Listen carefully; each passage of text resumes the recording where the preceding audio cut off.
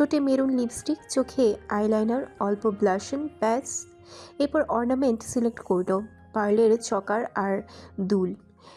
হাতে দিল চিকন ব্রেসলেট, মাথায় স্টোনের কাটা গুজে অফ হোয়াইট উঁচু হিল পরে হেলে দুলে বেরিয়ে এলো রূপকথা। রূপকথা সিঁড়ি ধরে ড্রয়িং রুমে নামলো, কিন্তু ড্রয়িং রুম শুনশান নীরব, কেউ নেই। সামান্য ভীত হলো রূপকথা। তবে কি সারফরাজ আমায় ফেলে সত্যি সত্যি চলে গেল? দেয়ালে থাকা ঘড়িতে নজর বুলালো রূপকথা। সন্ধে 6টা বাজতে আরও মিনিট 5 দেরি। দরজার পানে অসহায় নজর পাতল, সেটাই বন্ধ। বাইরে থেকে নাকি ভেতর থেকে তা বোঝা যাচ্ছে না। লুইস ইয়ং কেউ নেই। এবার মন ভার হলো রূপকথার। সে মেঝের টাইলসে দৃষ্টি নিবদ্ধ করে শক্ত হয়ে দাঁড়িয়ে রইল। এমন সময় জুতোর খটখট শব্দে উপরে নজর মেলল রূপকথা। সিঁড়ি ধরে আভিজাত্য চলনে নামছে সারফারাজ, গলার নেকটাই ঠিক করতে করতে। রূপকথা খেয়াল করলো মাথার চুলে নতুন হেয়ার কাট দিয়েছে সারফারাজ। ফর্সা মুখটা আরও বেশি চকচক করছে আজ। তীক্ষ্ণ খাড়া নাকের ডগা গ্লেজ ছড়াচ্ছে। কালচে লাল ঠোঁট আর শক্ত চোয়াল যে কাউকে ঘায়েল করতে ওস্তাদ। আর ওই আইস ব্লু চোখ, হ্যাঁ। গায়ে কালো স্যুট আর সাদা শার্ট জড়িয়েছে সারফারাজ। বরাবরই এমন পোশাক পরে, হঠাৎ দুই একটা কালার তাকে পরতে দেখেছে রূপকথা। প্রতিদিন একই রঙের পোশাক পরলেও এক এক দিন এক এক সৌন্দর্য ধরা দেয় এই পুরুষের। রূপকথার মনে হয় কালো রঙের ভেতরেও মনে হয় হাজারটা চোখ ধাঁধানো রং রয়েছে। নয়তো একই রঙে একটা পুরুষ প্রতিবার কি করে এত সুদর্শন হয়? সারফারাজের পায়ের কদম শুনল রূপকথা। প্রত্যেকটি পায়ের গতি তাল মিলিয়ে চলছে। দীর্ঘদিন বাদে সারফারাজকে ক্লিন শেভে দেখে চোখের পলক ফেলতে ভুলে গেল রূপকথা। সারফারাজকে দেখতে সত্যি সত্যি প্রিন্সদের মতো লাগছে। তাকে মোটেও দেশি কোনো মানুষ মনে হচ্ছে না, মনে হচ্ছে বিদেশি কোনো সিনেমার নায়ক। নিজের বেহায়া নজর হঠাতে চাইল রূপকথা, কিন্তু পারল না। সারফারাজ ততক্ষণে রূপকথার একদম সামনে চলে এসেছে। সারফারাজের গায়ের পুরুষালী পারফিউম রূপকথার নাসারন্ধ্রে ভুরভুর করে ঢুকে সুরসুরি দিল। মাথা উঁচু করে সারফারাজের নীল চোখের পানে ঠাই তাকিয়ে রইল রূপকথা। সারফারাজ নিজের হাত উঁচু করে রূপকথার চোখ ঢেকে দিল। এরপর নাকি চুমু খেয়ে ফিসফিস করে বলল, নজর লেগে যাচ্ছে জান, এভাবে দেখো না।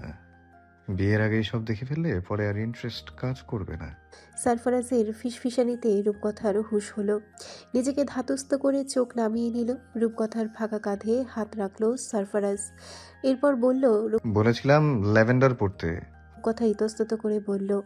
এটা ভালো লেগেছে আমার। অল্প কুটকুট করে হাসলো সারফারাজ। এরপর বলল, এখনই মতের অমিল। রূপকথা চুপচাপ রইল। সারফারাজ রূপকথার কাঁধে নাক ঘষল। এরপর কানের কাছে মুখ এনে বলল। সারফারাজের তপ্ত শ্বাস রূপকথার গাল আর কান পুড়িয়ে দিল। লজ্জায় আড়ষ্ট হলো খানিক সে। সারফারাজের পেটের কাছে সুট খামচে ধরে মাথা নিচু করে রূপকথা বলল। চলো, দেরি হয়ে যাচ্ছে। সারফারাজ রূপকথার সম্মোহনী রূপ থেকে চোখ ফেরাতে পারছে না। তার সব কিছু তাল গোল পাকিয়ে যাচ্ছে, অস্থির লাগছে, হাঁসফাঁস করছে বুক, দম আটকে আসছে। শরীর ঘেমে নিয়ে একাকার হচ্ছে মুহূর্তেই। শরীরে চলছে হুতাশন।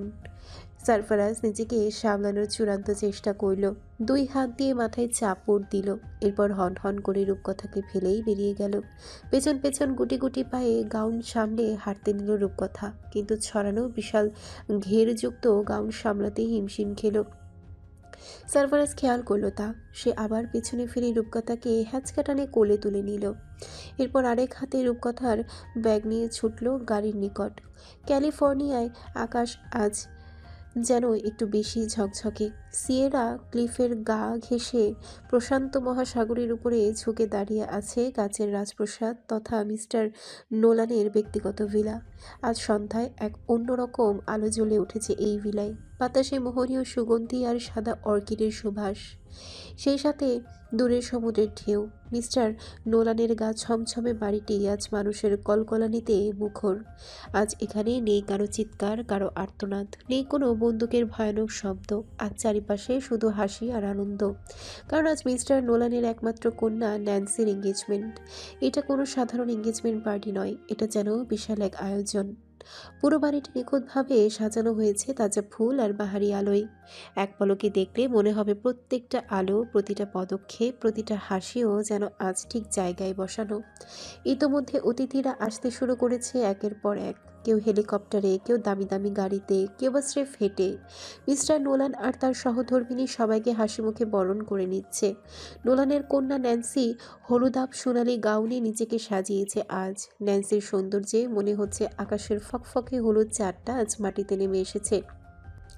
বরটাও বেশ মার্জিত ও আকর্ষণীয়। তাদের নিয়ে আলোচনা আরম্ভ হলো অতিথি মহলে। ক্যামেরাম্যান আজ খুব ব্যস্ত, নিজের জীবন হাতে নিয়ে এক একটা ক্যাপচার করছে সে। কারণ সে কোনো সাধারণ মানুষের বাড়িতে নয়, স্বয়ং জমের বাড়িতে এসেছে ছবি তুলতে। চারিপাশে সব কিছু নিখুঁত, সুন্দর, সাবলীল। ডেভিন ইতিমধ্যে নোলানকে সারফারাজের বাণী পৌঁছে দিয়েছে। সারফারাজের শুভাকাঙ্ক্ষী আর কাছের মানুষজন অপেক্ষা করছে সে খবর মোতাবেক। সেই রানীকে দেখার উৎকণ্ঠা সকলের মাঝে। এমন সময় সারফারাজের দামি বিলাসবহুল গাড়িটি থামল নোলানের বাড়ির গেটের সামনে।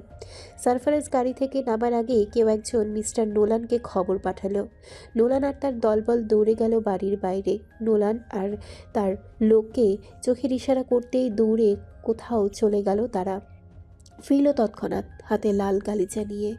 এরপর তা বিছিয়ে দিল সারফারাজের গাড়ির দরজার নিকট। বাঁকা হেসের অপর পাশের দরজা খুলে বেরিয়ে এলো সারফারাজ। পেছনের গাড়ি থেকে নামলো ইয়ং আর লুইস। সারফারাজের গাড়ি থেকে বের হয়ে দূরে গিয়ে দাঁড়ালো ডেভিন। ঠোঁটে একটা সিগারেট ধরিয়ে দেখতে লাগলো বড়লোকি তামাশা। গাড়ি থেকে নেমে নিজের স্যুট ঠিক করে দরজা খোলা হাত বাড়ালো সারফারাজ। ভয় আর জড়তা নিয়ে সারফারাজের হাত খামচে ধরল রূপকথা। সারফারাজ চোখের পাতা ঝাপটে আশ্বস্ত করলো তাকে। রূপকথা মাথা নিচু করে গাড়ি থেকে নামলো। এরপর সারফারাজের পায়ের গতি অনুকরণ করে আরেক হাতে গাউন উঁচু করে চলতে লাগলো অভিমুখে। আগত পুরুষরা রূপকথার সৌন্দর্যে মোহিত হলো, ঈর্ষান্বিত হলো মেয়েরা। তাদের মধ্যে সারফারাজের পাশে রূপকথাকে দেখে কেউ কেউ অগোচরে গোপনে অশ্রাব্য গালিগালাজ ছুটতেও ভুলল না। তাদের মতো হট লাস্যময়ী রমণী রেখে সারফারাজ এমন পাটকাঠির মতো মেয়েতে মজেছে, এটা মানতে তাদের কষ্ট হলো। নোলানের স্ত্রী ডেইজি দৌড়ে এসে সারফারাজের সাথে কুশলাদি বিনিময় করল। সারফারাজকে দেখে উপস্থিত মানুষগুলো কেমন মাথা নত করে রইল। সারফারাজের ঠোঁটে অহংকারী হাসি। রূপকথা আর চোখে চারপাশ দেখল। বাপের জন্মে এমন আড়ম্বর দেখেনি সে। সারফারাজকে সম্মান দেখিয়ে সকলেই রাস্তা ছেড়ে দিল। সারফারাজ ঠোঁটে প্রশস্ত হাসির রেখা ফুটিয়ে এগিয়ে গেল ন্যান্সির পানে। রূপকথা হাতে থাকা সাদা গোলাপ ন্যান্সির হাতে তুলে দিয়ে বলল। সারফারাজ ইয়ং আর লুইসকে ইশারা করতেই গাড়ি থেকে কতগুলো দামি শপিং ব্যাগ এনে ন্যান্সির হাতে দিল তারা। শপিং ব্যাগ দেখেই হুঁশ উড়ে গেল আশেপাশের সকলের। সাধারণ একটা এঙ্গেজমেন্ট পার্টিতে এত দামি উপহার দেখে কেউ কেউ ফিসফিস করতেও ভুলল না। সব কিছুর পর শুরু হলো খাওয়া দাওয়ার পর্ব। গোল টেবিলে খেতে বসেছে সারফারাজ সহ আরও অনেকে। রূপকথা নিজে থেকেই বসলো না সারফারাজের সাথে। এতগুলো ছেলের মধ্যে খেতে তার অস্বস্তি হবে। সারফারাজও জোর করলো না। যে টেবিলে গ্লাসে গ্লাসে মদ গেলবে মানুষজন, ওই টেবিলে রূপকথাকে কখনই বসাতে পারে না সে। খাওয়া দাওয়ার মাঝ পর্যায়ে সারফারাজের দৃষ্টি স্থির হলো আগত এক মেহমানের ছেলের প্রতি। সে রূপকথার পানে বাজে দৃষ্টিতে তাকাচ্ছে বারবার আর ঠোঁট কামড়ে হাসছে। সারফারাজ মুখে খাবার পুড়ে চিবোতে চিবোতে ছেলেটির পানে নজর তাক করে রাখল। ছেলেটি তার বন্ধুকে ইশারা করে দেখালো রূপকথাকে। এরপর বলে উঠল। বাকি কথা শেষ করার আগে স্টেক কাটার চাকু ছেলেটির চোখ বরাবর ঢুকিয়ে দিল সারফারাজ। ফিনকি দিয়ে তাজা রক্ত ছিটে ভিজিয়ে দিল সারফারাজের মুখ, হাত আর গায়ের পোশাক। তাতেও মুখায়বের কোনো পরিবর্তন হলো না এই কঠিন হৃদয়হীন পুরুষের। অবস্থা আঁচ করার আগেই চোখ চেপে ধরে গগন বিদারী চিৎকার করে উঠল ছেলেটি। আশেপাশের মানুষসহ সকলেই কথা বলার ভাষা হারালো। ভয়ে সিটিয়ে উঠল রূপকথা। মুহূর্তেই খাবার টেবিলে হইচই নেমে এলো। যারা সারফারাজকে চেনে তারা কোনো শব্দ পর্যন্ত উচ্চারণ করল না। সারফারাজ চোখের ইশারায় ডেভিনকে ডাকলো। অন্য টেবিল থেকে খাওয়া থামিয়ে ছোটা হাতে উঠে এলো ডেভিন। সারফারাজ কাঁটা চামচ দিয়ে অল্প খাবার মুখে তুলে চিবোতে চিবোতে বলল। কিল হিম। আদেশ পাওয়া মাত্র লুইস আর ইয়ং চেপে ধরল ছেলেটিকে। ছেলেটির দোষ কি কেউ জানে না। যার ছেলে সে সারফারাজের পায়ে পড়ে কাঁদতে আরম্ভ করল। কিন্তু সারফারাজ নির্বিকার। হাতের মুখের সবশেষে কাপড়ের রক্ত টিস্যু দিয়ে মুছে সে পুনরায় খাওয়ায় মনোযোগ দিল। যেন কিছুই হয়নি। আশেপাশের কেউ খাচ্ছে না বলে সারফারাজ টেবিল ইশারা করে বলল। Take this food. ভয়ে ভয়ে কেউ কেউ খেতে আরম্ভ করল। মিস্টার নোলান দৌড়ে এসে সারফারাজের হাত চেপে ধরে ভীত গলায় শুধালো। সারফারাজ তাচ্ছিল্য হাসলো, এরপর শক্ত গলায় বলল, I warned you in advance. A queen would walk in tonight. Make sure the arrangements are worthy for her. Nolan আর কিছু বলার ভাষা পেল না। সারফারাজ কাউকে এমনি এমনি খুন করবে না এটা সে জানে, তবু নিকট আত্মীয় বিধায় একটু অনুরোধ করতে চাইল। সারফারাজ বাঁকা হেসে ঠান্ডা গলায় শুধালো। ড্রাগ ডিলার মিস্টার মাইককে করে দেই, কি বলেন? নোলান মাথা নত করে বহু কষ্টে আওড়ালো। সারফারাজ দামি ন্যাপকিনে মুখ হাত মুছে টেবিল ছেড়ে উঠে গেল। এরপর রূপকথার সামনে এসে দাঁড়ালো। রূপকথার ছড়ানো গাউন গুটিয়ে কোলে তুলে বলে উঠল, বাড়ি চলো, খাবার মজা হয়নি। দামি গিফটগুলো বেকার দিলাম, আফসোস হচ্ছে। টোটাল মানি ওয়েস্ট। এর চাইতে এই টাকাগুলো তোমার ছেলে নাচানো হতে ইনভেস্ট করলে ভালো হতো, অ্যাটলিস্ট আনন্দ পেতে। মায়া চৌধুরীকে সারা ক্যালিফোর্নিয়া শহর জুড়ে খুঁজে চলল রুদ্ররাজ, কিন্তু মায়া চৌধুরী তো দূর, তার ছায়া পর্যন্ত হদিস পেল না সে। রুদ্ররাজ জানে মায়া চৌধুরী পালিয়ে কোথাও যেতে পারবে না, তাকে ধরা পড়তেই হবে, হয় তার কাছে নয়তো পুলিশের হেফাজতে। নিজের চতুর মস্তিষ্কের স্মার্ট চিন্তায় নিজেকে নিজে বাহবা দিল সে। এরপর মায়া চৌধুরীর ছবি নিয়ে প্রত্যেকটি পুলিশ স্টেশনে নিখোঁজ কেস ফাইল করল। মিথ্যে কুমির কান্না করে পুলিশ স্টেশনের ডিটেকটিভের কাছে বেশ মা ভক্ত ও সাজলো বটে। ডিটেকটিভ মিস্টার অ্যাডওয়ার্ড তাকে আশ্বস্ত করল যে যেভাবেই হোক তারা ডক্টর রুদ্ররাজের মাকে খুঁজে বের করবেই করবে। টিস্যু দিয়ে চোখের নোনতা জল মুছে বেরিয়ে এলো রুদ্র। এরপর নিজের গাড়িতে বসে চোখ বুজে সিটে হেলান দিল। কিয়ৎক্ষণ বাদে মাথা তুলে সোজা হয়ে বসে লুকিং গ্লাসে নিজের চেহারাখানা পর্যবেক্ষণ করে কিটকিটিয়ে হেসে উঠল। এরপর নিজের বুক চাপড়ে নিজেই বলে উঠল, তুমি ভুল প্রফেশন বেছে নিয়েছ ডক্টর রুদ্ররাজ। তোমার তো অভিনেতা হওয়ার কথা ছিল। এতদিন অভিনয় জগতে পা রাখলে ২-৪টে অস্কার নিঃসন্দেহে ঘরে তুলতে পারতে। তোমার অভিনয় তো বাস্তবের চাইতেও নিখুঁত। ব্রাভো ডিয়ার রুদ্র, ব্রাভো। এরপর নিজের হাসি থামিয়ে হিংস্রমূর্তি ধারণ করল রুদ্র। তার কানে খবর এসেছে তার চোখে ধুলো দিয়ে রূপকথাকে নিজের সাথে ক্যালিফোর্নিয়া নিয়ে এসেছে সারফারাজ। শুধু কি তাই, রূপকথাকে স্টক করা ছেলেটিকে দিয়েছে নিষ্ঠুর থেকে নিষ্ঠুরতম মৃত্যু। ঘূর্ণাক্ষরেও এমন কিছু টের পেলে রূপকথাকে দুনিয়া থেকে বিদায় করতে এক মুহূর্ত সময় নিত না সে। সারফারাজকে যতটা ভেবেছিল রুদ্ররাজ, সারফারাজ তার চাইতেও হাজার গুণ শেয়ানা। কিন্তু এবার রুদ্ররাজকে মাটিতে নুয়ে তবেই ক্ষান্ত হবে। অনেক লুকোচুপি হয়েছে, এবার লুকিয়ে লুকিয়ে খেলবে না রুদ্র। একবার মায়া চৌধুরী তার হাতে আসুক, পিষে পিষে মা ছেলেকে খুন করবে সে। মনের ভাবনা ভেবে গাড়ি স্টার্ট করলো রুদ্ররাজ। এরপর স্পিড হাঁকিয়ে ছুটতে লাগলো নিজ গন্তব্যে। চোখ মুখে ভীতি ফুটিয়ে সারফারাজের পাশের সিটে কাচুমাচু হয়ে বসে আছে রূপকথা। স্বাভাবিক মুখভঙ্গিতে দক্ষ হাতে গাড়ি ড্রাইভ করছে সারফারাজ। মুখের ভাবভঙ্গি দেখে মনে হচ্ছে সে কোনো অঘটন ঘটায়নি, অথচ কিছুক্ষণ আগেই একটা তাজা প্রাণ শেষ করে এসেছে সে বিনা ভাবনায়।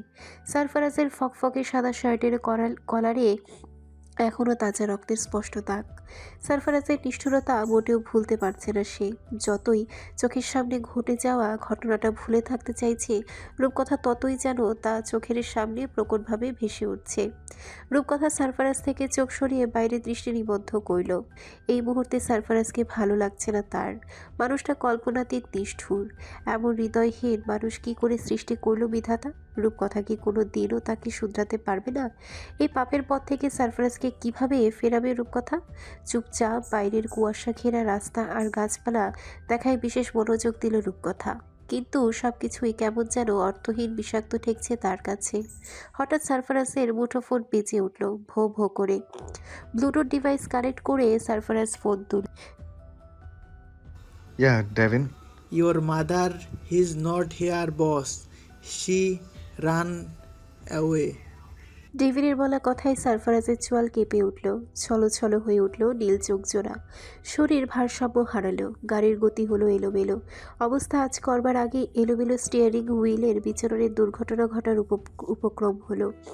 ভয়ে চিৎকার করে উঠল রূপকথা। বৃহৎ গাছের সাথে ধাক্কা খাবার আগ মুহূর্তে কঠিন ব্রেক কষল সারফারাজ। এরপর রূপকথার পানে অসহায় ন্যায় তাকিয়ে বলে উঠল, আমার মা আবার হারিয়ে গেছে রূপকথা। নিষ্ঠুর খেলায় মেতেছেন উপরওয়ালা আমার সাথে। আমি কি কখনোই আমার মাকে পাবো না? জীবন খোয়ানোর অধিক ভয়ে জোরে জোরে শ্বাস টানছে রূপকথা। তন্মধ্যে সারফারাজের এহেন কথায় কি প্রতিক্রিয়া দেখাবে সেটা খুঁজে পেল না। রূপকথাকে নিশ্চুপ দেখে সারফারাজ বলল, ভয় নেই, আমি তোমায় মারবো না। তোমার বাবা আমানত স্বরূপ আমাকে তুলে দিয়েছেন আমার হাতে। কি করে তার খেয়ানত করি বলো? রূপকথা ভীরু চোখে জোড়া নামিয়ে নিল। সারফারাজ গাড়ির রাস্তায় তুলে নিজের বাড়ির উদ্দেশ্যে যাত্রা শুরু করলো। মাঝারি গতিতে চলছে সারফারাজের গাড়ি। রূপকথা এবার সারফারাজের চিন্তা ফেলে মায়ের চিন্তায় বুঁদ হলো। ব্যথিত গলায় সে আওড়ালো, এই ভয়াবহ শীতের রাতে কোথায় আছেন উনি? আর জীবন কি সাজাই পেয়ে যাবে এরা মা ছেলে? কোন পাপের শাস্তি এটা? দুনিয়ার এই নাটকীয় জেলখানা থেকে কবে মুক্তি মিলবে এদের? সারফারাজ শহরের পথ ছেড়ে নিজের ফরেস্ট হাউসের পথ ধরল। সামনে গহীন অরণ্য আর আঁকাবাঁকা রাস্তা। গাড়ির হেডলাইটের আলো ব্যতীত আর কোনো দুনিয়াবি আলো এখানে নেই। দল বেঁধে জোনাকি পোকা দূরে ছোট ছোট আলোক মশাল জ্বালিয়েছে। সেগুলো কুয়াশার বেষ্টনে আলো বিলাতে ব্যর্থ হচ্ছে। সারফারাজের চোখ মুখ শক্ত। তার মন মস্তিষ্কে এই মুহূর্তে কী চলছে তার রূপকথা জানে না। কম্পিত শীতল হাতের রূপকথা সারফারাজের হাতের উপরে ভরসাযুক্ত হাত রাখল। সারফারাজ তাকিয়ে দেখল না তার দৃষ্টি পথের দূরত্বে। আকস্মিক কেউ ছুটে এলো গাড়ির অভিমুখে। অ্যাক্সিডেন্ট এড়াতে হঠাৎ জোরে ব্রেক কষল সারফারাজ। কোনো কিছু বোঝার আগেই হুমড়ি খেয়ে কপালে বাড়ি খেল রূপকথা। বাইরে থেকে ভেসে এলো মৃদু আর্তনাদ। সারফারাজ গাড়ির টুল বক্স থেকে নিজের গান লোড করে ঝটপট বাইরে বেরিয়ে এলো। এসে দেখতে পেল একজন মানুষ মুখ থুবড়ে উপর হয়ে পড়ে আছে। সারফারাজ নাকের পাতা ফুলিয়ে তপ্ত শ্বাস ফেলল। সারফারাজ এরপর গম্ভীর ভারী গলায় ডাকল, হেই, এক্সকিউজ মি, স্ট্যান্ড আপ। কিন্তু মুখ তুলল না উক্ত মানুষ। রূপকথাও বিচলিত হলো এবার। হেডলাইটের আলোয় রাস্তা চকচকে ভকভকে। মনের কোণে অল্প ভয় নিয়ে গাড়ির দরজা খুলে নামল রূপকথা। এরপর গাড়ির সামনে এসে দাঁড়ালো। মলিন শাড়িতে আবৃত এক নারী মূর্তি দেখে চোখে আটকালো। কপাল কুঁচকালো রূপকথা। শাড়ির প্যাচ ভেদ করে শরীরের অবয়ব বা চেহারা কোনোটাই দেখা যাচ্ছে না। রূপকথার মনে ভয় বাড়ল। এমন বিদেশ বিভুঁইয়ে এই ধরনের পোশাকে কাউকে সে দেখতে পাবে এটা কল্পনাতীত। এদিকে সারফারাজ হুঙ্কার ছেড়ে ডেকেই চলছে। রূপকথা হাঁটু মুড়ে বসে হাত বাড়ালো উক্ত মানুষটার পানে। সারফারাজ ঘন অরণ্যে ফাঁকা গুলি ছুড়ে বলল, I think it's a trap. কেউ আমাকে ফাঁদে ফেলার জন্য এমন নাটক সাজিয়েছে। বিদেশে এসব নর্মাল কমন ঘটনা। ডোন্ট টাচ হার। রূপকথা হাত গুটিয়ে নিল ভয়ে, কিন্তু পরক্ষণেই মন কেমন করল। সারফারাজ রাস্তায় পড়ে থাকা শীর্ণ দেহের মানুষটার পানে বন্দুক তাক করে হিংস্র গলায় বলল, I will count to 3. If you are still standing there, I swear I will drive right over you. সারফারাজের হুমকিতে ভয় কেঁপে উঠল রূপকথা। এই মানুষটাকে মোটেও বিশ্বাস করে না সে। যখন তখন যা তা করে দিতে পারে। তাছাড়া এমন গভীর রাতের বেলা কেই বা সারফারাজকে ট্র্যাপে ফেলতে চাইবে? সত্যি সত্যি কেউ বিপদে তো পড়তে পারে। রূপকথার মনে হলো এটা কোনো ট্র্যাপ নয়। এই মানুষটির সত্যি সাহায্য প্রয়োজন। নিজের মনের কথায় বহাল রইল রূপকথা। সারফারাজের কথা অমান্য করে রূপকথা চট করে চেপে ধরল সেই মহিলাকে। এবার সর্বশক্তি দিয়ে নিজের পানে ঘোরালো। গাড়ির হেডলাইটের আলোয় মানুষটার চেহারা চকচক করে উঠল। সারফারাজ নিজেও তীক্ষ্ণ দৃষ্টি ফেলল তার পানে। মুহূর্তেই বিস্ফোরিত হলো দুজনের নজর। সারফারাজের চোখের কোল উপচে গড়ালো নোনতা ধারা। ঈষৎ ফাঁকা হয়ে তিরতির করে কেঁপে উঠল কালচে লাল শুষ্ক ঠোঁটজোড়া। দুর্বল হয়ে এলো পুরুষালী শক্ত সামর্থ্য বৃহৎ শরীরখানা। রূপকথা কিছু বলার আগেই হাঁটু মুড়ে ধপ করে বসে গেল সারফারাজ। এরপর বিস্ময়ে ভরা ভীত কণ্ঠে ডেকে উঠল, মা? রূপকথা মায়ের গলা চাপড়ে ডাকতে লাগলো, আন্টি, আন্টি চোখ খুলুন। আন্টি দেখুন সারফারাজ বসে আছে আপনার সামনে। আন্টি, ও আন্টি, আপনি সারফরাজকে দেখবেন না আন্টি? রূপকথার কাকুতি প্রবেশ করলো না মায়ের কর্ণকুহরে। মায়ের এহের নীরব মূর্তি সহ্য হলো না সারফারাজের। রূপকথার থেকে মায়াকে নিজের কাছে নিয়ে আকুল হয়ে ডাকলো। ওমা, মা, ওমা, মা চোখ খুলো। মা গো, দেখো আমি সারফারাজ, তোমার সেই ছোট্ট রাজ। মা, ওমা, চোখ খুলো মা। মায়া চোখ খুলে নেওয়ার জন্য সারফারাজ ভয়ার্ত কণ্ঠে রূপকথাকে শুধালো। আমার মা তাকে আমায় দেখছে না কেন রূপকথা? তুমি তো বলেছিলে মা আমাকে আজও ভুলেনি, তবে আমার মা কথা বলে না কেন? বলেই চিৎকার করে ধমকে উঠল সারফারাজ। সারফারাজের গর্জনে কেঁপে উঠল রূপকথা। রূপকথার মনে হলো দুর্বলতা, ভয়, শারীরিক ধকল সব কিছু থেকে মায়ের সেন্স হারিয়ে গেছে। তার চিকিৎসা প্রয়োজন। এদিকে রূপকথাকে নিরুত্তাপ দিলে আর এক মুহূর্ত কাল বিলম্ব করল না সারফারাজ। ঝটকা দিয়ে মায়া চৌধুরীকে নিজের কোলে তুলে ভারসাম্যহীন পায়ে গাড়িতে তুলল।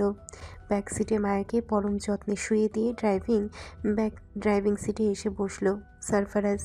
ইঞ্জিন স্টার্ট করতে করতে কল করল নিজের পার্সোনাল ডক্টর মিস্টার হেনরিকে। এত রাতে বোধহয় ভদ্রলোক গভীর ঘুমে তলিয়েছে, কিন্তু তার তোয়াক্কা করল না সারফারাজ। বারবার কল করতে লাগলো উক্ত নম্বরে। কিছু সময় অতিবাহিত হতেই মিস্টার হেনরি ঘুম জড়ানো বিরক্ত গলায় বলল, Someone shoot you in the chest? Why are you calling me like this? It's way past midnight. ভদ্রলোকের বিরক্তি বুঝল সারফারাজ, তবু নিজেকে সংযত রেখে কম্পিত ভয়ার্ত গলায় বলল। Please save my mother doctor. এক মুহূর্তের জন্য থেমে গেলেন ডক্টর হেনরি। তার মনে হলো তিনি ভুল শুনেছেন। তার জানা মতে সারফারাজের মা লাপাত্তা। মেন্টালি সিক হয়ে বহু বছর আগে কোথাও হারিয়ে গিয়েছেন তিনি। কিন্তু সারফারাজ হঠাৎ তার মাকে বাঁচাতে বলছে। তবে কি সারফারাজ তার মাকে খুঁজে পেয়েছে? কবে, কোথায়, কিভাবে?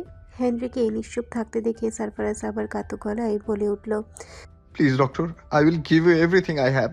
Just please, please save my mom. Doctor Henry তপ্ত শ্বাস ফেললেন। এরপর বললেন, I'm coming. Don't worry. Visa অফিসে নিজের পরিবারের জন্য ক্যালিফোর্নিয়ার ভিসার সকল প্রসেস সম্পন্ন করে ক্লান্ত হয়ে বেরিয়ে এলো অভিরূপ। কয়েকদিন ধরে প্রচণ্ড ব্যস্ততার জন্য নীলিকে সময় দেওয়া হয়ে উঠছে না। অভি ভাবল ফেরার পথে কলেজে গিয়ে একবার নীলিকে দেখে যাবে সে। সেই ভাবনায় বহাল থেকে বাইক ছুটিয়ে চলে এলো ঢাকা মেডিকেল কলেজ এরিয়ায়। নীলিকে খুশি করতে নিকটবর্তী একটা ফুলের দোকান থেকে নীলির পছন্দের লাল গোলাপ কিনল অভি।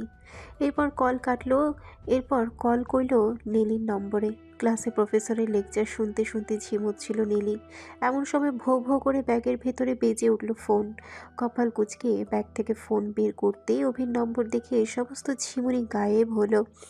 মাথা ডেস্কের নিচে ঠুকিয়ে ফোন রিসিভ করে নীলি ফিসফিস করে বলল, অভি পটাপট নিঃসংকোচ এ বলল, ক্লাস শেষ হলে একবার গেটে এসো, আমি বাইরে অপেক্ষা করছি। অভি বাইরে অপেক্ষা করছে শুনেই নীলির পেটে ভুটুর ভুটুর করে উঠল। ক্লাসে আর মন বসলো না তার। বহু কষ্টে ছটফট করে ক্লাস শেষ করে তাড়াহুড়ো করে ক্লাস ছেড়ে বেরিয়ে এলো নীলি। এদিকে লম্বা ডাঁটওয়ালা সতেজ ফুলের তোড়াটা পিছে ধরে অপেক্ষা করতে লাগলো অভি। নীলি এলে হুট করে ফুলগুলো বের করে তাকে চমকে দেবে সে।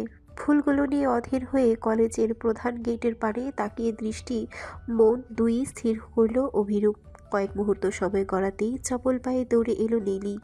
নীলিকে দেখে অভির সকল ক্লান্তি গায়েব হলো। শ্যামলা কঠিন মুখশ্রী হলো জন্মনে প্রাণবন্ধ।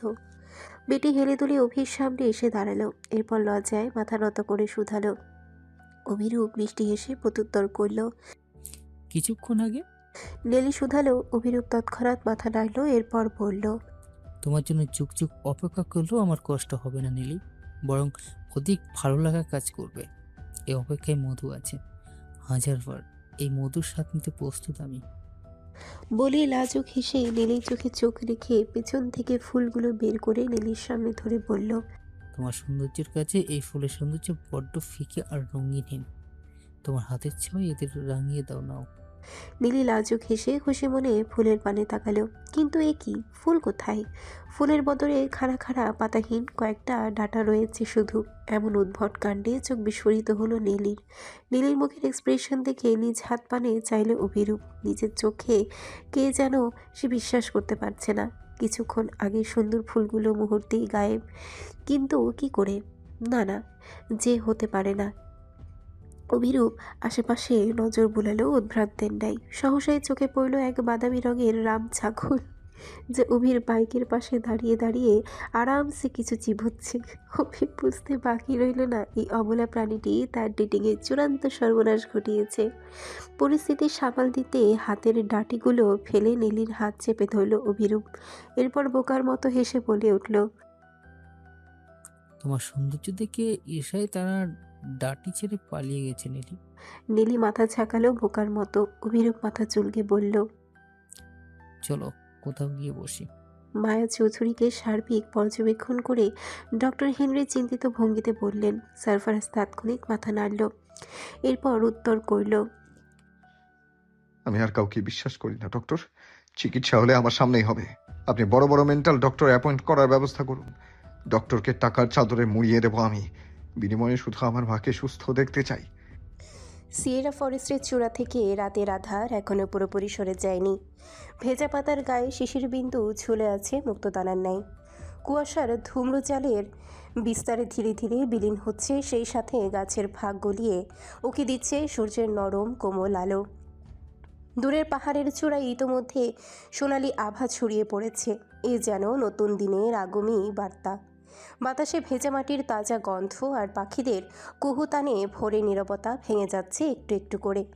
সারা অরণ্য জেগে উঠছে এক অনাবিল শান্তির আবরণে। রূপকথা সারা রাত এক বিন্দু ঘুমায়নি। সে মায়া চৌধুরীর জ্ঞান ফেরার অপেক্ষায় সারাটা রাত তার শিউরে বসে কাটিয়ে দিয়েছে। সারফারাজও পুরোটা রাত ছটফট করে কাটিয়েছে, কখন তার মা জাগবে আর তাকে নাম ধরে ডাকবে সেই প্রত্যাশায়। কিন্তু মায়া চৌধুরী যেন দীর্ঘ যুগ বাদে শান্তির নিদ্রায় গিয়েছেন। কতকাল ধরে তিনি নির্ঘুম কে জানে। এজন্যই তো আজ এতগুলো বছর পর সারফারাজ মামা করে ডাকবার পরেও তিনি চোখ খুলতে পারছেন না। তার শরীর মন বুঝে গিয়েছে সে নিরাপদে সুরক্ষিত সুস্থানে আছেন, নইলে অমন আরামের ঘুম কখনো হয় নাকি। ধীরে ধীরে সূর্যের তাপ প্রখর হলো, সেই সাথে তেজি হলো মৃদকিরণ।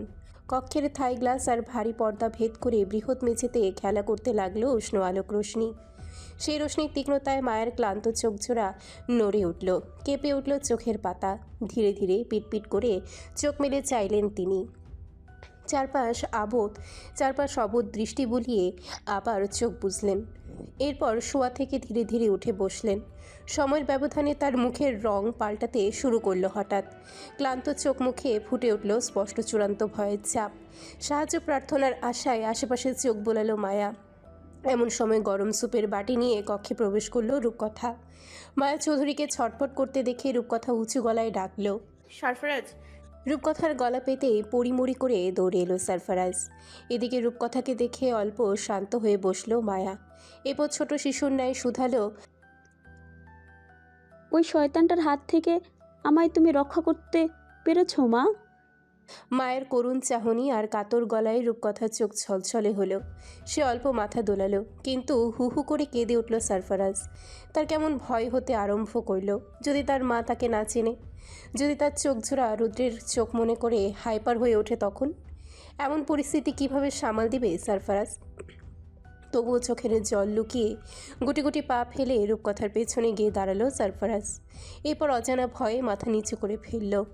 সারফারাজের মনের অবস্থা আঁচ করতে পারল রূপকথা, তাই হাতে স্যুপের বাটি ছটপট কর্নার টেবিলে রেখে মায়ের কাছে এসে বসল। এরপর মায়ের হাতে চেপে ধরে নরম গলায় বলল, সরফরাজ এসেছে আন্টি। সারফারাজের নাম শুনে মাথা নিচু করে কেঁদে ফেলল মায়া। সারফারাজ ধীর পায়ে এগিয়ে এসে মায়ের পায়ের কাছে হাঁটু মুড়ে বসে দুই পা চেপে ধরে কোলে মাথা রেখে ফুপিয়ে কেঁদে উঠল। মায়া কোনো প্রতিক্রিয়া দেখালো না। সে আনমনে সারফারাজের চুল বিলি কেটে ডেকে উঠল। মায়ের আকুল ডাকে সারফারাজ মায়ের কোল থেকে মাথা তুলে মায়ের মুখ পানে অসহায় নজরে নিবদ্ধ করল। সারফারাজের আকাশের চোখ জোড়ায় দৃষ্টি মিলিয়ে চোখের জল ছেড়ে দিল মায়া।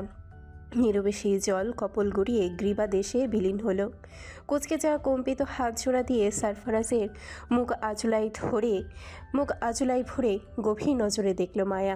এরপর ফিসফিস করে বলে উঠল, ওই তো আমার মানিক, আমার রাজ, আমার বাবা। এরে তো আমার বাবার চোখ। এই চোখ কোনো হিংস্রতা নেই। এই চোখ যে আমার বড্ড চেনা। এটা আমার সারফরাজের চোখ। কথাগুলো বলেই হাউমাউ করে কেঁদে উঠলেন মায়া। সেদিনের সেই ছোট সারফারাজ এত বড় কি করে হলো তা তার ছোট মস্তিষ্কে ধরল না।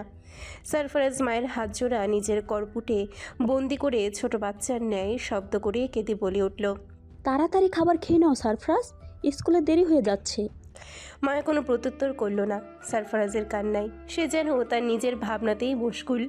মায়া গভীর চোখে শুধু সারফারাজকে পর্যবেক্ষণ করে চলল। এরপর হুট করে আনমনে বলে উঠল, মায়ের কথায় সারফারাজ মন থেকে ভেঙে গেল। তার মা এখনও সে 21 বছর আগেই স্মৃতিতেই আটকে রয়েছে। তার মা মোটেও সুস্থ নন। সারফারাজের চোখ দুটো চিনলেও আদতে তিনি মোটেও সারফারাজকে চিনেননি। সন্তান হিসেবে এটা মেনে নিতে বড্ড কষ্ট হলো সারফারাজের। তার বুক ভেঙে শ্বাস ভারী হয়ে উঠল। সারফারাজের বিক্ষিপ্ত মস্তিষ্ক হন্যে হয়ে ভাবতে লাগলো কোথায় চিকিৎসা করালে তাকে দ্রুত সুস্থ করতে পারবে। রূপকথা সারফারাজের চোখের ভাষা বুঝল নিমিষেই। সে ঝটপট মায়ের সামনে এসে বলে উঠল, আন্টি এই আন্টি এই আপনি আগেই স্যুপটা খেয়ে ওষুধ খেয়ে নিন, তারপর না হয়। রূপকথাকে কথা শেষ করতে না দিয়েই তারা দেখালেন মায়া। তিনি ব্যস্ত গলায় মেঝেতে হাঁটাহাঁটি করতে করতে বললেন, ওসব স্কুলে অনেক কঠিন নিয়ম মা, খেতে বসলে দেরি হবে। আমি সারফরাজকে স্কুলে নিয়ে এসেই খাবো কেমন? বলেই শূন্যের মাঝে কল্পনায় সেই ছোট সারফারাজকে হাত ডালেন মায়া। এমন সময় ডক্টর হেনরি একজন নিউরো স্পেশালিস্টকে নিয়ে সারফারাজের ড্রয়িং রুমে এসে উপস্থিত হলেন। ডক্টরকে বসতে দিয়ে ইয়াং দৌড়ে এলো দোতলায়। এরপর সারফারাজকে ইনফর্ম করল, আপনার মাকে নিয়ে একবার নিচে চলুন, ডক্টর হ্যানারি এসেছেন। সারফারাজ মাথা ঝাঁকাতেই মাথা নত করে বেরিয়ে গেল ইয়ংকে অনুসরণ করে চোখের জল মুছে রূপকথাকে ইশারা করে বেরিয়ে গেল সারফারাজ চলে যেতেই মায়া শুধালো, উনি কে হয় তোমার? মায়ার প্রশ্নে রূপকথার বুক ধক করে উঠল। ভাগ্যিস সারফারাজ শুনতে পায়নি এই কথা, নইলে তার হৃদয় ভেঙে টুকরো টুকরো হয়ে যেত। যে মাকে একটু দেখার আশায়, একটু ভালোবাসা পাবার আশায় দিনের পর দিন বুক ঠুকে মরেছে ছেলেটা, সেই মা যদি তাকে চিনতেই না পারে, সে ব্যথা কী করে সইবে সে? সারফারাজ হনহন করে নিচে নেমে ডক্টর হেনরিকে হ্যালো জানিয়ে সামনের কাউচে বসল। এরপর নিজের ট্যাব থেকে একটা ফাইল বের করে ডাক্তার হেনরির হাতে সোপর্দ করল। ফাইলটা মায়ের মেন্টাল হেলথ কন্ডিশনের। এটা ডক্টর সোহানা তাকে পাঠিয়েছে। ডক্টর হেনরি ডক্টর ভিক্টরের কাছে সেই ফাইল পেশ করে বলে উঠল, চেক ইট। অভিজ্ঞ মাঝবয়সী ডক্টর ভিক্টর গভীর চোখে ফাইলগুলো চেক করে কপাল কুঁচকে ফেললেন। এরপর হতাশা মিশ্রিত শ্বাস ফেলে বলে উঠলেন। বলেই হাতের ট্যাব সারফারাজের পানি এগিয়ে দিলেন ভিক্টর। সারফারাজ অবাক হয়ে শুনতে লাগলো ডক্টরের কথাগুলো। এরপর আশার আলো দেখার মতো শুধালো, সন্তানকে মা চিনে না এর চাইতে কঠিন বেদনার্থ হয়তো পৃথিবীতে আর কিছুই হতে পারে না। সারফারাজের চোখের আকুতি বুঝলেন ডক্টর ভিক্টর। সে নিজের ব্যাগ থেকে প্যাড বের করে কিছু মেডিসিন প্রেসক্রাইব করলেন। এরপর সারফারাজের পানি এগিয়ে তিনি বলে উঠলেন। সারফারাজ মাথা ঝাঁকিয়ে রূপকথাকে গলা বাড়িয়ে ডাকল। সারফারাজের ডাকে মায়াকে নিয়ে ধীরে ধীরে নিচে নেমে এলো রূপকথা। ডক্টর ভিক্টর গভীর চোখে মায়ের চালচলন, চোখের গতিবিধি আর মুখের এক্সপ্রেশন পর্যবেক্ষণ করলেন। যদিও মায়ের মুখের ভাষা তার বোধগম্য হলো না। দীর্ঘ বছর ধরে মানসিকভাবে অসুস্থ মানুষগুলোর সাথে কাজ করেছেন তিনি। ব্রেন শর্ট হয়ে সত্যি পাগল হয়ে যাওয়া আর জোর করে পাগল বানিয়ে রাখার তফাৎটা ঢের বুঝলেন। ডক্টর ভিক্টর মায়াকে অবজার্ভ করে বলে উঠলেন। সারফারাজ ডাক্তারের প্রতি কৃতজ্ঞতা প্রকাশ করল। ডক্টর ভিক্টর সারফারাজকে আশ্বস্ত করে হেনরিকে নিয়ে বেরিয়ে গেলেন। ডক্টর চলে যেতেই লুইসের হাতে প্রেসক্রিপশন তুলে দিয়ে সারফারাজ আদেশ করল। লুইস এক মুহূর্ত দাঁড়ালো না, মাথা নিচু করে চলে গেল। সারফারাজের ড্রয়িং রুমের চারপাশে মুগ্ধ নজর বুলালো মায়া। কাচের দেয়ালে বাইরের সবুজ প্রকৃতি, ঘরের ভেতরে আবির্জাত্য ভরা সৌন্দর্য সব মোহিত করল তাকে। প্রকৃতি উপভোগ করতে করতে মায়া বলে উঠল, দীর্ঘদিন এই দু চোখ কঠিন চটচটে বৃদ্ধ দেওয়াল ছাড়া আর কিছুই দেখিনি। মায়ার কথায় ব্যথিত হয়ে মায়ের সামনে এসে দাঁড়ালো সারফারাজ। এরপর মায়ের হাত চেপে ধরে টেনে নিয়ে গেল বাইরে, যেন বাবা তার ছোট রাজকন্যাকে পৃথিবীর সৌন্দর্য দর্শনে ঘরের বাইরে নিয়ে যাচ্ছে। সারফারাজের পায়ের গতি অনুসরণ করে পা মেলালো মায়া। শূন্য পা জোড়া মারিয়ে গেল শিশির ভেজা ঘাস। মায়া অবাক নয়নে চারিধারের নয়নাভিরাম সৌন্দর্য দেখল। হঠাৎ মায়া দেখতে পেল পাইন গাছের পেছনে দাঁড়িয়ে আছে দলবাঁধা হরিণের পাল। হরিণের পাল দেখে মায়া ছোট বাচ্চার ন্যায় অবাক হয়ে গেল। অদরের ঝর্ণা, পশু পাখি আর সবুজ প্রকৃতি সব কিছু দেখে মায়া শুধালো, আমি কি আজীবন এই সৌন্দর্যের উপভোগ করতে পারবো? সারফারাজ পেছন থেকে মায়াকে জড়িয়ে মায়ার কাঁধে মুখ গুজে বলে উঠল। সারফারাজের মাম্মা সম্বোধন মায়ের কাছে ঠেকলো যেন ছোট সারফারাজ তাকে ডাকলো। মায়া চট করে সারফারাজের পানে ঘুরে অবাক চোখে বলল, আবার বলো। সারফারাজ চোখের জল ছেড়ে দিয়ে ভাঙা অস্ফুষ্ট গলায় ডাকলো। মায়ের চোখ থেকে টপ টপ করে জল গড়াচ্ছে। সেগুলো না মুছে মায়া বলে উঠল, কাঁদিস না, সব ঠিক হয়ে যাবে, বস। সারফারাজ মায়ার পায়ের কাছে লুটিয়ে পড়ে ডেকে উঠল। সারফারাজের আকুতি ভরা কান্না মায়ের বুক ভেঙে দিল। সেও মাটিতে বসে সারফারাজকে জড়িয়ে ধরে মাথায় হাত বুলিয়ে বলে উঠল। শুনশান নিস্তব্ধ অন্ধকার রাস্তার পাকে গাড়িতে বসে বসে চোখ বুজে সিগারেট ফুঁকছে সারফারাজ। ঘড়িতে সময় মধ্যরাত, শীতের প্রকোপ যথেষ্ট। মাঝরাতে জেগে থাকা রাস্তার কুকুরগুলো ভৌতিক সুরে নেকড়ের ন্যায় হাউলিং করে চলেছে। পুরো শহর যেন ঘুমিয়ে গিয়েছে, মানুষের চলাচল খ্যাপ একটা নেই। কিন্তু থেকে থেকে অ্যাম্বুলেন্সের পুপু সাইরেন কানে লাগছে। মাথায় হাজারো কুটিল বুদ্ধি কিলবিল করছে সারফারাজের। কোনটা রেখে কোনটা আগে জাহির করবে তার কোনো কিনারা খুঁজে পাচ্ছে না। বন্দুকের চোখা নল দিয়ে নাকের ডগা চুলকে ফোনে সময় পরখ করে নিল। এমন সময় ডেভিনের কল এলো। ঠোঁটে বাঁকা হাসি ঝুলিয়ে ফোন রিসিভ করলো সারফারাজ। এরপর ভরাট ব্যস্বরে বলল, yes Devin. He has left the hospital and is on his way home, boss. ডেভিনের কথা শেষ হতে না হতেই ফোন কেটে দিল সারফারাজ। এরপর গাড়ি থেকে নেমে ডাকলো, বয়েজ। পেছনের গাড়ি থেকে মুহূর্তেই নেমে এলো ইয়ং আর লুইস। সঙ্গে নিয়ে এলো নিজেদের ব্যবহারিক হেকলার অ্যান্ড কচের 416 সাবমেশিন গান। নিজের ব্লেজারের ভেতর থেকে দুই হাতে দুটো গান বের করে চকচকে নজর বুলালো সারফারাজ। এরপর লম্বা লম্বা পা ফেলে হাঁটতে লাগলো সামনে দোতলা বিশিষ্ট আধুনিক বাড়িটির অভিমুখে। নিজের ডিউটি শেষ করে বাড়ির উদ্দেশ্যে ছুটছে রুদ্ররাজ। আজকাল কিছুই তার মনোপুত হচ্ছে না, সব কিছু কেমন আয়ত্তের বাইরে চলে যাচ্ছে। মায়া চৌধুরীর সবচেয়ে বড় লস প্রজেক্ট রুদ্রের জন্য। রুদ্র অবশ্যই ইতোমধ্যে ভেবে ফেলেছে কিভাবে সারফারাজকে নাকানি চুবানি খাওয়াবে। তার চেয়ে বড় কথা হচ্ছে সারফারাজের কাছের এক লোককে ম্যানেজ করে ফেলেছে রুদ্র। তাকে দিয়ে সারফারাজের উইকেট পতন করবে সে। শুধু সময়ের অপেক্ষা। নানাবিধ ভাবনা ভাবতে ভাবতে নিজ বাড়ির সামনে এসে থামল রুদ্রের গাড়ি। বাড়ির নিচের বিশাল পার্কিং এরিয়ায় গাড়ি পার্ক করে তালা খুলে বাড়ির ভেতরে ঢুকতে চাইল রুদ্র। কিন্তু এ কি, তালা আগে থেকেই খোলা। রুদ্রের ফর্সা মসৃণ কপালে সূক্ষ্ম ভাঁজ পড়ল। সে লম্বা পায়ে ফিরে এলো পার্কিং এরিয়ায়। এরপর গাড়ির টুল বক্স থেকে নিজের গান বের করে সন্তর্পণে ড্রয়িং রুমে প্রবেশ করল। বিশাল ড্রয়িং রুমে ঘুটঘুটে অন্ধকারের রাজত্ব। রুদ্র নিজে থেকেই লাইট অন করে চারিপাশে চতুর নজর বুলালো। রুদ্রের শরীরের গন্ধে প্রতিদিন রুদ্রের পোষা বিড়াল মিনি আর কুকুর লাভেলও দৌড়ে আসে, কিন্তু আজ এলো না। রুদ্রের কাছে ঘটনা খটকা লাগলো। সে সিঁড়ি ধরে উপরে উঠে এলো। এরপর নাকের পাতা ফুলিয়ে খট করে নিজের বেডরুমের দরজা খুলে গুলি চালাতে চাইল। কিন্তু তার আগে সারফারাজ তার কপাল বন্দুকের নল ঠেকিয়ে কিটকিটিয়ে হেসে বলে উঠল, লস এঞ্জেলসের হাওয়া বড্ড মিষ্টি, এজন্যই তো জঙ্গল ছেড়ে শহরে বাতাস খেতে এলাম। কেমন লাগলো আমার দেয়া সারপ্রাইজ ব্রো? রুদ্র দাঁত পিষে বলে উঠল। সিংহের খাঁচায় মরতে এসেছিস? সারফারাজ আরেক দফা হাসল। এরপর ওদের চোখে চোখ রেখে বলে উঠল, তোর মুসলমানি করাতে এসেছি। শুনেছি দিনে দিনে বহুত লম্বা হয়ে গেছে, তাই কাটাতে এলাম। বলেই গর্জে উঠল।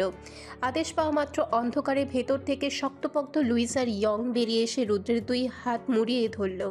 রুদ্র ধস্তাধস্তি করে নিজেকে মুক্ত করতে চাইল, কিন্তু অসুরতুল্য শক্তিশালী মানুষ দুটির সাথে পেরে উঠল না।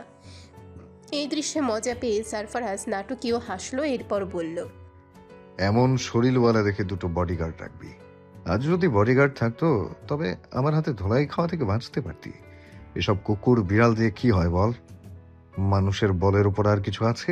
রুদ্রকে টেনে হিঁচড়ে ডাইনিং রুমে নিয়ে এলো দুজনে। এরপর একটা চেয়ারের সাথে শক্ত করে বাঁধল। সারফারাজ চোখের ইশারা করল লুইসকে।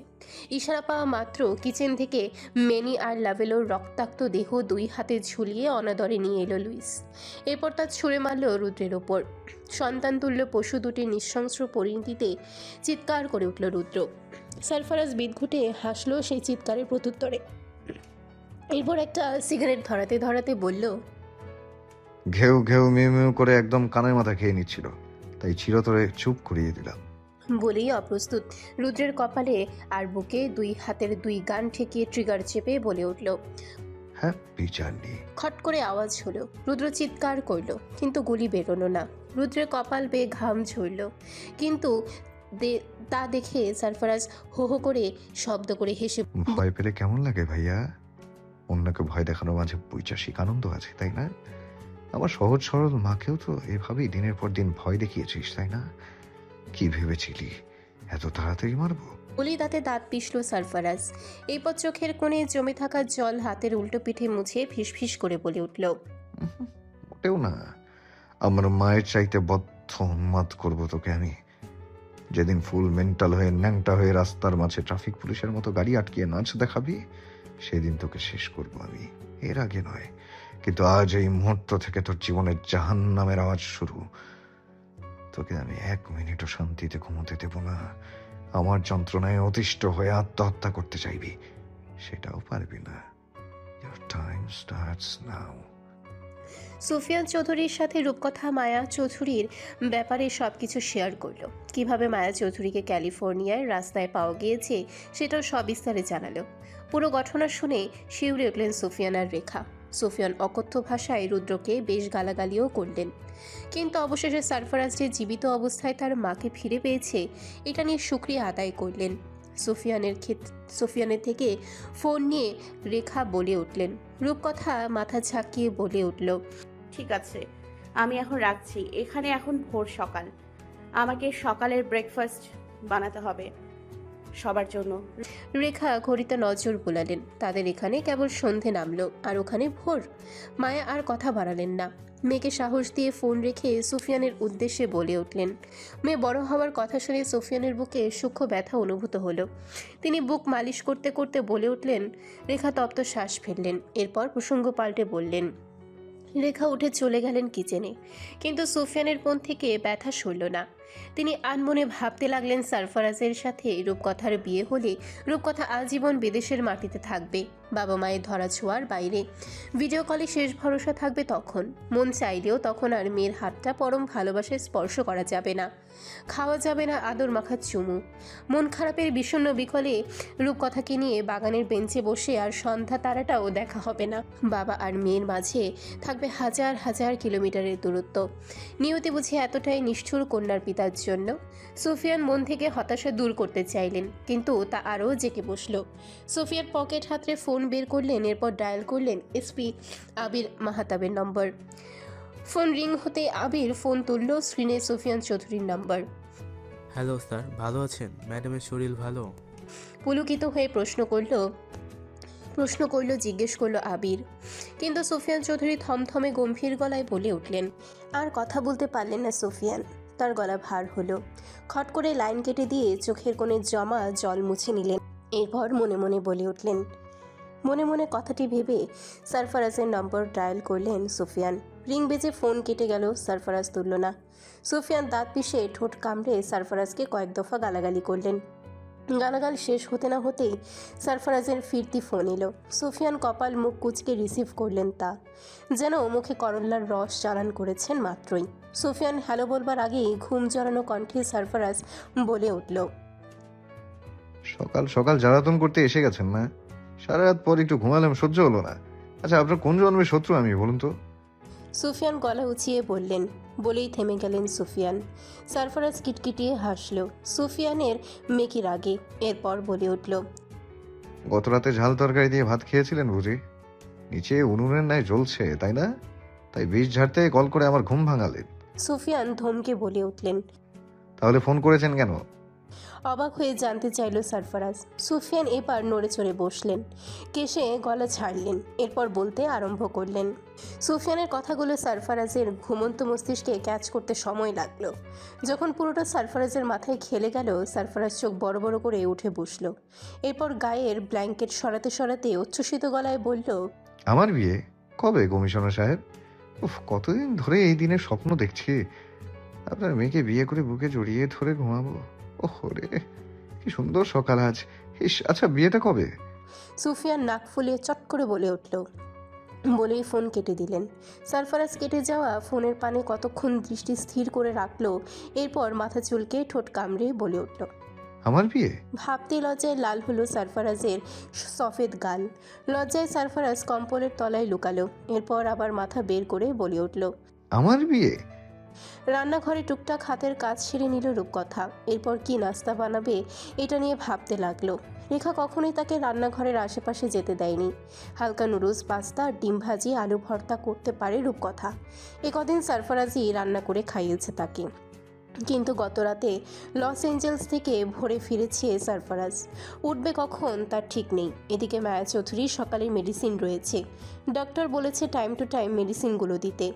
এখন সারফারাজ কখন উঠবে সেই আশায় বসে থাকলে কারোর পেটে দানা পানি পড়বে না। অভিরূপটারও আসার কোনো নাম নেই। নানান ভাবনা ভাবতে ভাবতে রূপকথা ভাবলেও সে রুটি আর ডিম ভাজি করবে, যদিও আজ প্রথম রুটি বানাতে চলেছে সে। কুলসুমের কাছে বহুবার দেখা হয়েছে এই ক্রিয়াকর্ম। এহেন বিশেষ কিছু নয়। রুটি বানানোর জন্য আধ্যাত্মিক কোনো জ্ঞানেরও প্রয়োজন নেই। আটা পানি দিয়ে মাখলে আর বেলুনি দিয়ে বেললেই হয়ে যায় গোল গোল রুটি। যে ভাবনা সেই কাজ। গামলা ভর্তি ময়দা ঢাললো রূপকথা, এরপর গপাগপ তাতে পানি ঢাললো। যখন হাত লাগিয়ে মাখাতে গেল তখন সেগুলো ছিটকে হাতে লেগে গেল। এবার এই ভরা শীতে ঘাম ছুটল রূপকথার। এই কুলসুমের মতো টাইট করে মাখতে পারছে না এগুলো, কেমন সব ঢিলে ঢালা হয়ে গেছে। এবার 2 হাত লাগালো, মুসিবত আরও বাড়ল 2 ধাপ। এবার 2 হাতই আঠালো চিটকে চিটকে হলো। 2 হাত গামলা থেকে তুলে চোখের সামনে এনে বিস্ফোরিত নজর বুলালো রূপকথা। মস্তিষ্ক জানালো পানি বোধহয় বেশি পড়েছে, টাইট করার জন্য আটা প্রয়োজন। রূপকথা ইচ্ছে মতো আটা ঢেলে মাখাতে লাগলো। এবার গামলা ভরে গেল। রূপকথার হাত ধরে এলো। সে এতগুলো খামির মাখাতেই পারছে না। এবার রুটি হবে কি করে তবে? সারফারাজ আর ঘুম হলো না। সে ফ্রেশ হয়ে ঘরের বাইরে বেরিয়ে এলো। সিঁড়ি ধরে নামতে নামতে দেখলো রান্নাঘরে নাজেহাল অবস্থায় রূপকথাকে কিছু করছে। চোখ বাঁকা করে ভ্রু কুচকে সারফারাজ বোঝার চেষ্টা করলো। সারফারাজ তড়িৎ পা চালিয়ে কিচেনে এলো। এরপর চারপাশের অবস্থা দেখে রূপকথার পেছনে এসে দাঁড়ালো। চিন্তিত রূপকথার লতানো কোমর জড়িয়ে কাঁধে থুতনি রেখে সারফারাজ ফিক করে হেসে দিয়ে শুধালো। কয় হাজার মানুষের রুটি বানাতে বসেছো জান? রূপকথা আঠা মাখা আঠালো হাত উঁচু রেখে ঠোঁট উল্টে বলে উঠল। রুটি হচ্ছে না কেন? সারফারাজ রূপকথাকে কোমরে ধরে বেসিনে সারফারাজের উপরে বসালো। এরপর রূপকথার পানে গভীর নজর বুলালো। মেয়েটির নাকে, গালে, কপালে ময়দার ছড়াছড়ি। সারফারাজ তপ্ত শ্বাস ফেলে একটা কিচেন টিস্যু দিয়ে রূপকথার নাক, গাল, কপাল মুছে বলে উঠল। আমাকে ডাকলে না কেন? তুমি সকালে এসে ঘুমালে তাই জন্য। কিন্তু সারফারাজ আটা ভর্তি গামলা দূরে সরিয়ে পোলাও চাল বের করল। এরপর ঘচ করে কয়েক পদের সবজি কেটে পাতলা খিচুড়ি বসালো। অপর চুলায় ডিম ভাজলো। ফ্রিজ থেকে ছোট চিংড়ি নামিয়ে ভর্তার জন্য রেডি করে নিল। প্রেসার কুকারে দিয়ে দিল আলু সিদ্ধ। রূপকথা অবাক নয়নে সারফারাজের হাতের কাজ দেখল। সব কিছু গোছানো পরিপাটি। রূপকথার মনে হলো সারফারাজ মেয়েরূপী পুরুষ মানুষ, নয়তো মেয়েদের মতো নিখুঁত করে একটা ছেলে কি করে সব মেনটেন করতে পারে। রূপকথার ভাবনা শেষ হবার আগে প্রেসার কুকার সিটি দিল। রূপকথা আনমনে চমকে উঠল। সারফারাজ অল্প হেসে রূপকথার নাক টেনে বলে উঠল। এত ভয় কোথায় থাকে? রূপকথা উত্তর করল না। কিচেন অ্যাপ্রনে সারফারাজকে কেমন অসহ্য সুন্দর লাগছে। বেহা নজরে রূপকথা ড্যাব ড্যাব করে সারফারাজকে দেখতে লাগলো। সারফারাজ রূপকথার চাহনিতে প্রশস্ত হেসে শুধালো। এভাবে কি দেখছো? আমার কাজ করতে অস্বস্তি হচ্ছে। আমার ভালো লাগছে। চট করে আনমনে উত্তর করল রূপকথা। রূপকথার উত্তরে কাজ ফেলে রূপকথার একদম সন্নিকটে এলো সারফারাজ। এরপর কপালে কপাল ঠেকালো, তাতেও বিন্দুমাত্র পলক ফেলল না রূপকথা। সারফারাজ রূপকথার চোখের পানে তাকিয়ে ফিসফিস করে বলে উঠল, ভেবেছিলাম আমি একাই বোধহয় নির্লজ্জ, কিন্তু এখন দেখছি তুমিও আমাকে ছাপিয়ে।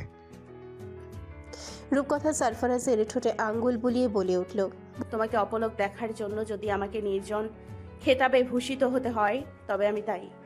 কন্ট্রোললেস হতে ইচ্ছে করছে। বলেই রূপকথার গলার ভাঁজে মুখ নামালো সারফারাজ। এমন সময় মায়া মিহি গলায় বলে উঠল, কি করছো তোমরা? মায়ের গলা কর্ণকুহরে বাড়ি খেতেই সারফারাজকে সজোরে এক লাথি মারল রূপকথা। তাল সামলাতে না পেরে সারফারাজ দূরে ছিটকে গেল। রূপকথার শরীর ছেড়ে তাড়াহুড়ো করে নেমে বলে উঠল, কিছু না আন্টি, রান্না করছিলাম। মায়া হাসি মুখে বলে উঠল। খিদে পেয়েছে আমার। রূপকথা মায়াকে নিয়ে একটা চেয়ারে বসিয়ে বলে উঠল, একটু অপেক্ষা করুন, এক্ষুনি হয়ে যাবে। সারফারাজ গজগজ করতে করতে খিচুড়ি আর ডিম ভাজা টেবিলে এনে রাখলো। এরপর কড়া গলায় রূপকথাকে বলল, এখানে বসে বসে খাওয়া চলবে না, যাও শিলপাটায় চিংড়ি বাটো। সারফারাজের কঠিন মুখের পানে তাকিয়ে রূপকথা মুখ বাঁকিয়ে বলে উঠল, মাত্রই বর্ষাকাল চলছিল আর এখনই ভাদ্র মাস হয়ে গেল, এত খড়খড়ে। সারফারাজ ব্যস্ত হাতে আলু ছিলতে ছিলতে বলে উঠল, যত নষ্টের মূল তুমি। খুব শীঘ্রই বাপের কাছে পাঠানোর ব্যবস্থা করছি, দাঁড়াও। বাপ মেয়ে দুটোই জ্বালিয়ে জীবন ছারখার করে দিচ্ছ। ধুর, ছাতা আলু ছিলে না কেন? মায়া প্লেটে খিচুড়ি নিতে নিতে বলে উঠল, মেয়েটা কি আমার বৌমা বাবা?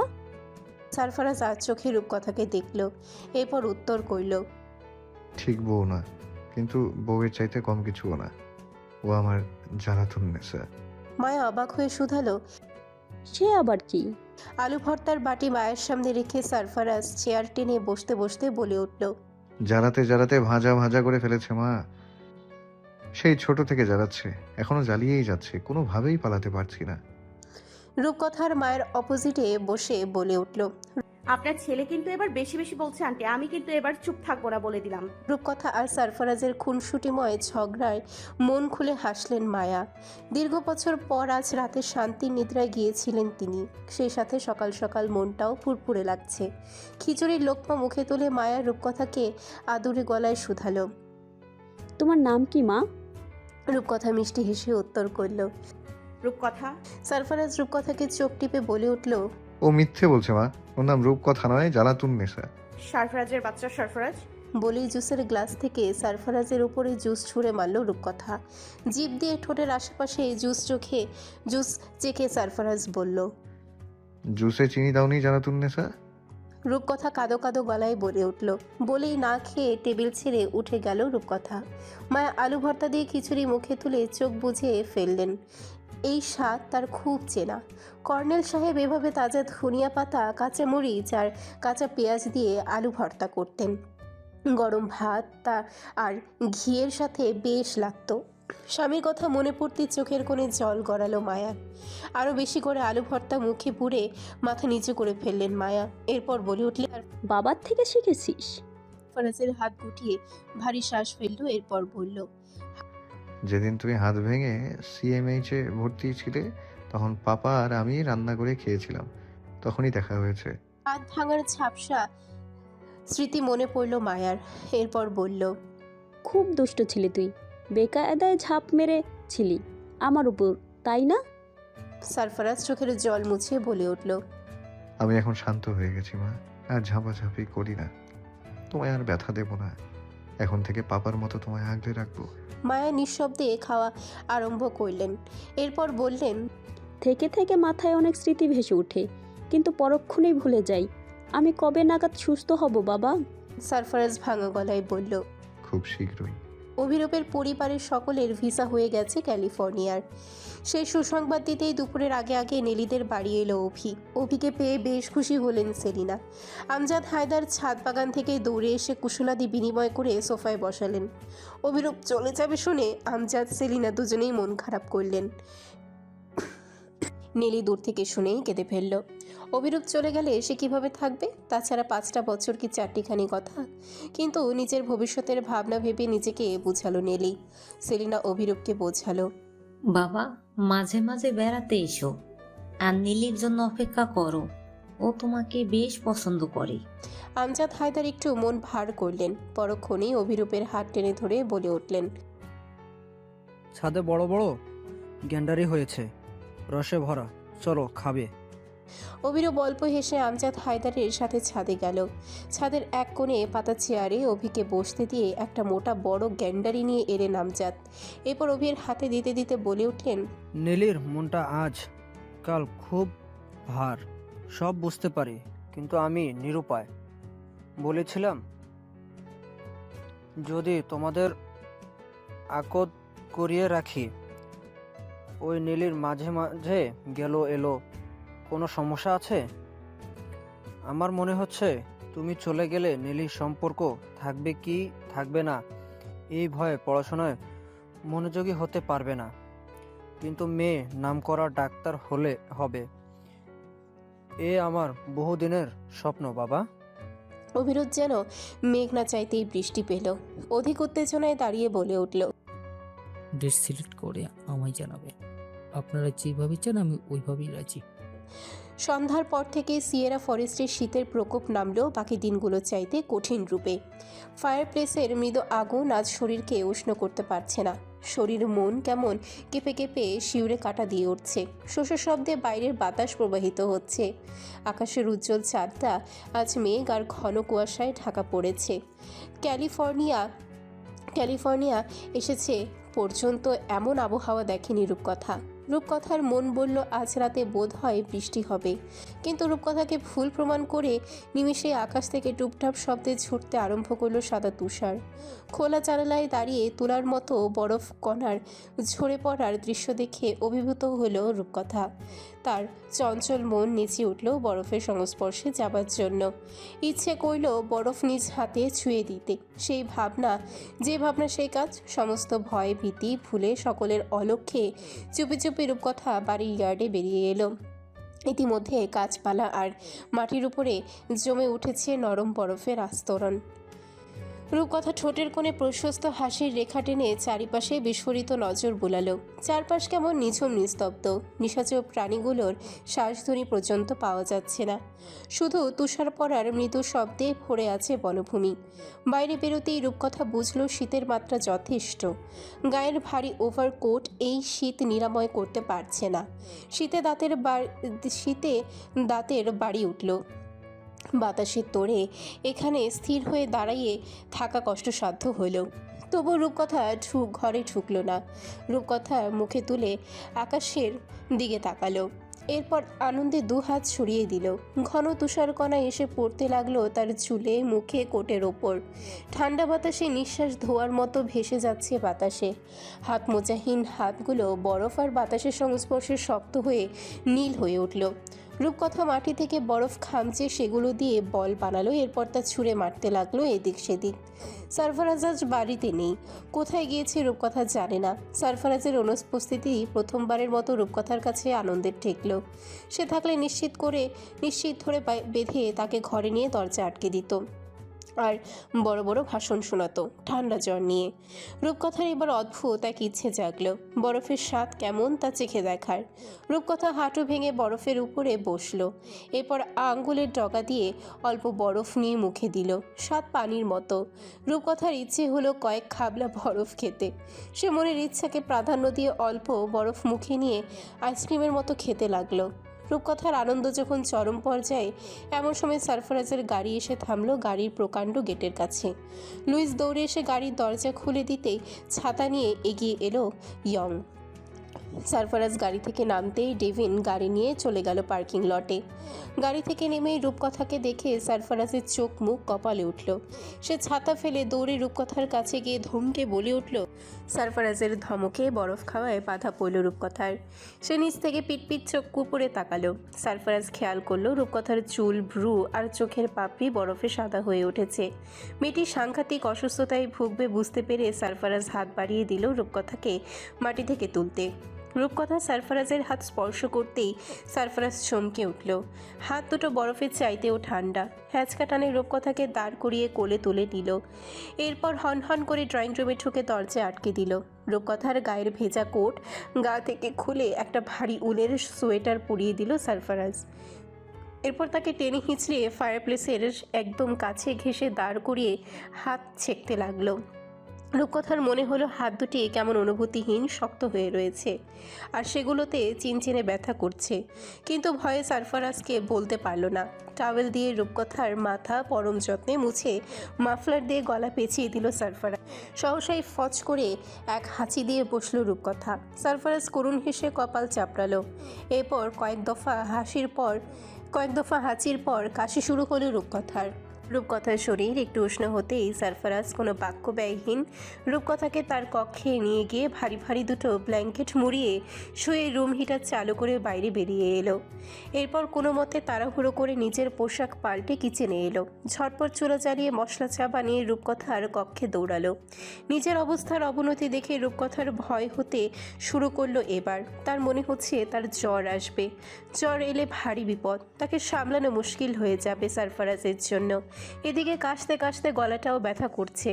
নিউমোনিয়া কি হয়ে গেল তবে? সারফারাজ রূপকথার সামনে চায়ের পেয়ালা ধরে ভারী গলায় বলে উঠল। রূপকথা বাধ্য বাচ্চার ন্যায় ভারী কমফোর্টার সরিয়ে উঠে বসে চায়ের কাপটা নিল। এরপর তাতে চুমুক বসালো।